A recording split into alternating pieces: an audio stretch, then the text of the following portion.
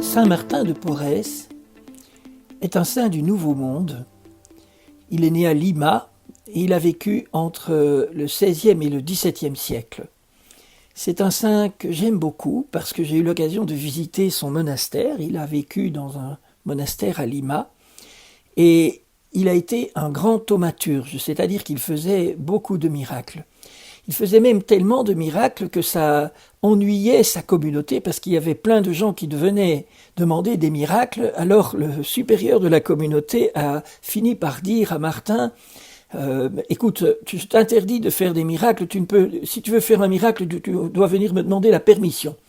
Et alors on raconte qu'un jour, il y avait des travaux sur le clocher de l'église du couvent et un des ouvriers est tombé du clocher, et donc il allait s'écraser par terre, et le frère Martin l'a vu, et il avait l'interdiction de faire des miracles. Alors il a crié à l'ouvrier, attends, je vais chercher le supérieur et lui demander si je peux faire un miracle. Alors l'ouvrier s'est retrouvé flottant dans l'air en attendant que Martin ait la permission de faire son miracle qu'il a obtenu, et alors il a pu atterrir sain et sauf.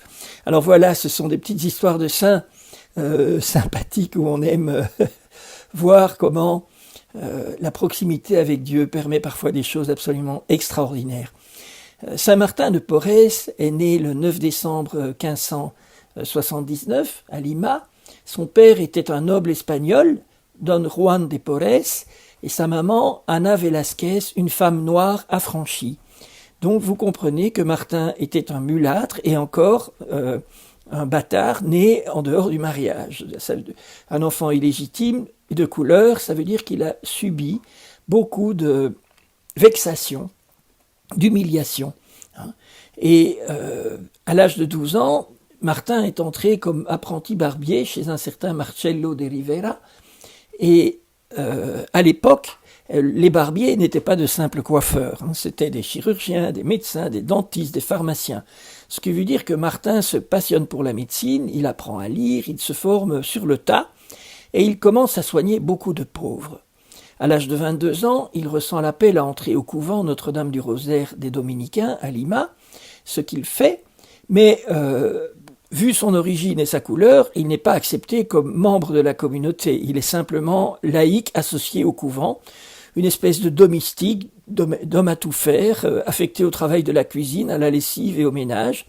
C'est pour ça qu'on le représente toujours sur ces images avec un balai. Et donc, il se dépense sans compter pour le couvent. Son expérience médicale est très utile. Alors, il soigne les frères, il soigne les gens qui viennent à la porterie, et de plus en plus, on parle de miracles.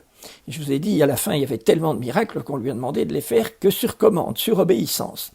Et donc, finalement, en 1603, étant donné son témoignage de vie, etc., il est admis comme frère convers dans le couvent, et il est affecté à l'infirmerie où il fait merveille. Au cours d'une épidémie de peste, il soigne les 60 frères du couvent et tous les gens à l'extérieur.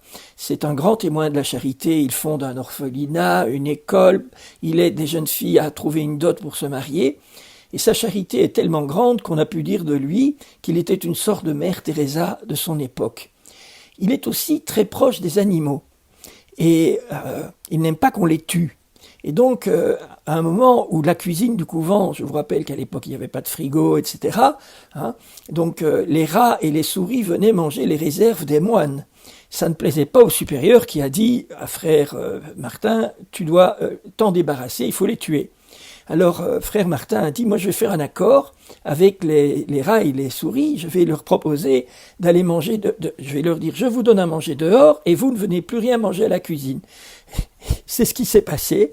Le supérieur a pu constater qu'il n'y a plus jamais eu ni de rats ni de souris dans sa cuisine et que Martin les nourrissait en dehors.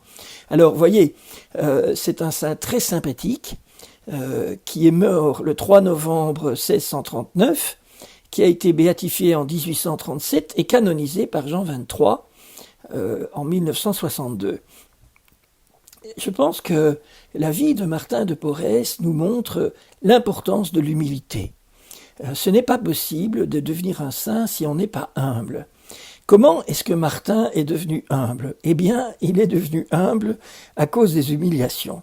Il a été l'objet de vexations, de toutes sortes d'humiliations qui ont fait de lui un homme humble.